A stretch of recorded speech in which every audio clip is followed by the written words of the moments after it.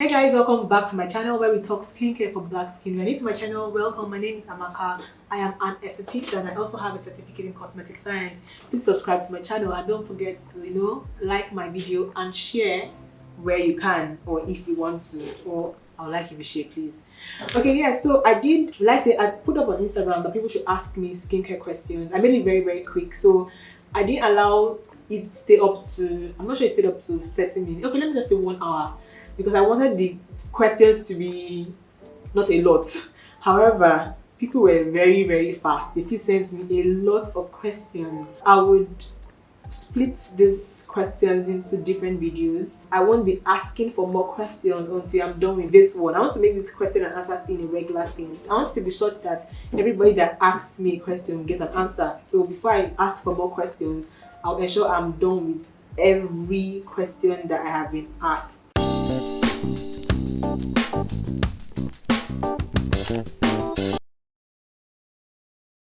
So let's start. This question is from Dere Sunflower, and she asks, is Thayer's rose water actually bad for the skin? Lots of skin gurus agree. The short answer is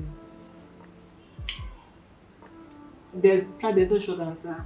Now, the reason why people have kicked against Thayer's rose water, well, it's not a Thayer's thing to say, it's a witch hazel thing. Well, let's talk about Thayer's. Number one, Thayer's has fragrance. I know that the new movement of no fragrance, simply because fragrance can be very sensitizing, and especially if you have black skin and you watched my video on hyperpigmentation, you want to try and eliminate things that just make you sensitive, because sensitivity leads to inflammation and then hyperpigmentation. So it has fragrance, that's one. Then two, it contains witch hazel, and witch hazel has been, a lot of arguments for and against it for two reasons. One, it contains like high amount of tannins, which can be very sensitizing to your skin.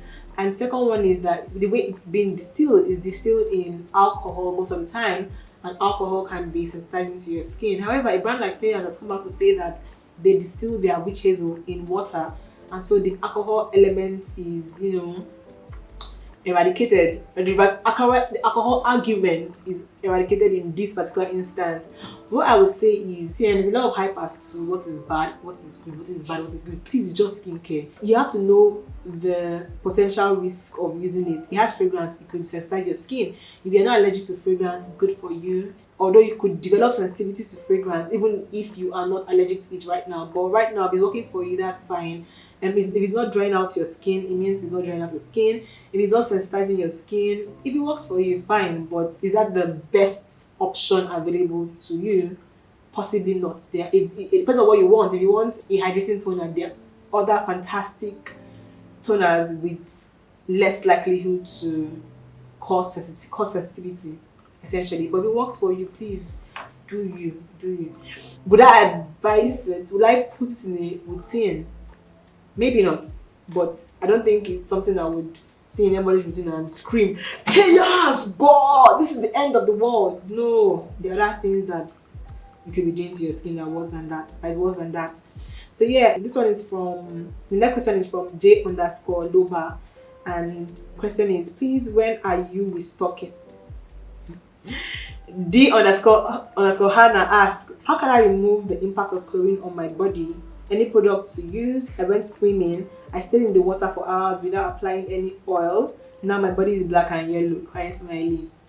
Hey, Hannah. Unfortunately, I don't know. Most times, you guys know that. Please, I just became an esthetician. I'm still researching and learning. But a lot of times, I learn from your questions. So you ask me a question and I go and do my research. A lot of times, that's how I learn when I'm confronted with situations. I haven't been confronted with this. So honestly, I don't know. What I would advise, I will research on it, and if I see something, I could come back and advise or do a video on how to address, chlorine discoloration. But what I advise is you to book a consultation with a dermatologist. I'm very sure she'll be able to help you.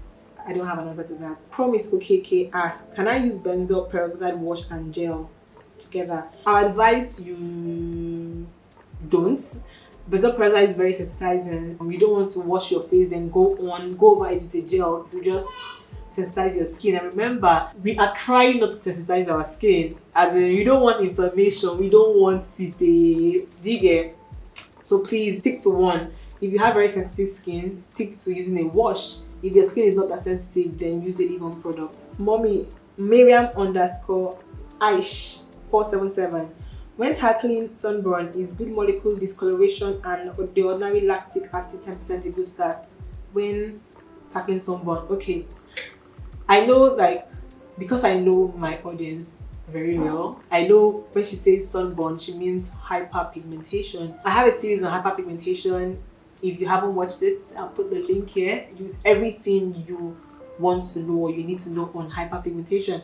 And yes, it's a good start because good molecules discoloration serum has tranexamic acid, which is a tyrosinase inhibitor. It also has niacinamide, which inhibits transfer of melanin. Watch my video on hyperpigmentation, you understand why that's important.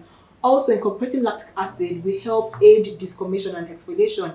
So you are, addressing hyperpigmentation from the relevant points, which, as you said, you asked if it's a good start, so it's definitely a good start. Obviously, if you use that for a while and it's not working, you can incorporate like other ingredients to solidify that treatment plan.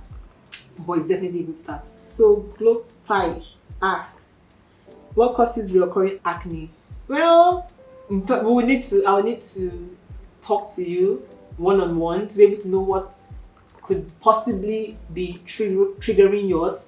However, generally genetics, like you may just have people in your family may just be prone to acne, so that's one. Then two, improper management. Yes, while genetics play a huge role, if you properly manage your acne, maybe it's not be as reoccurring as it currently is. So genetics, that's one. Then management of the acne. I asked J _ place _ your names are confusing.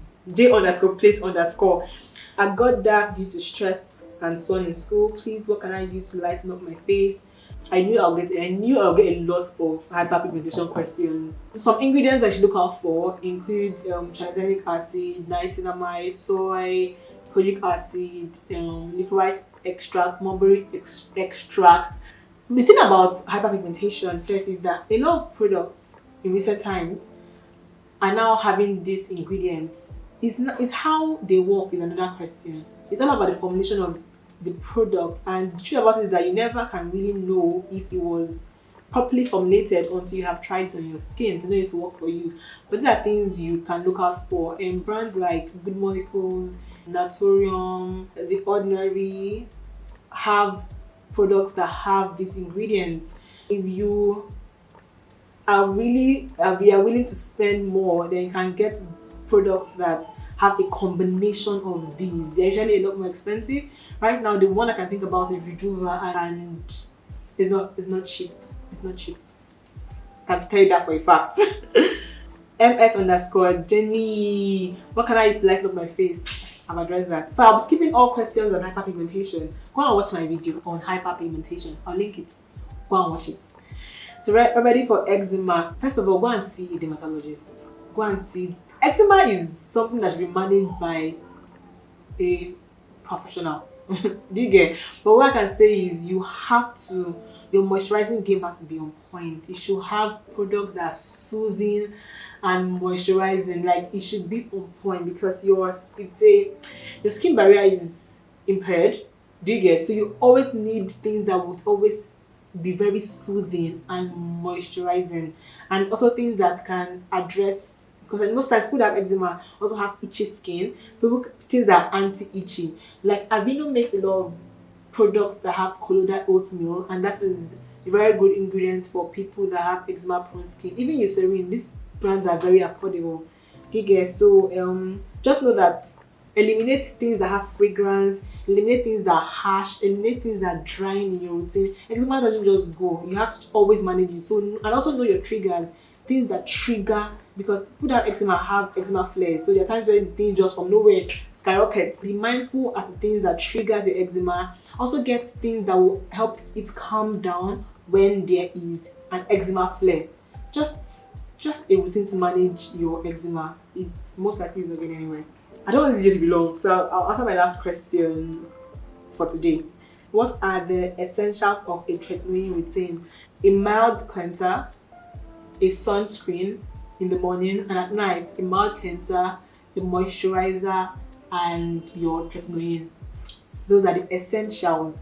Now, this routine will now differ based on your specific skin concern. So if you have acne, if you have dry skin, if you have oily skin, now the routine may differ if you have additional skin concerns.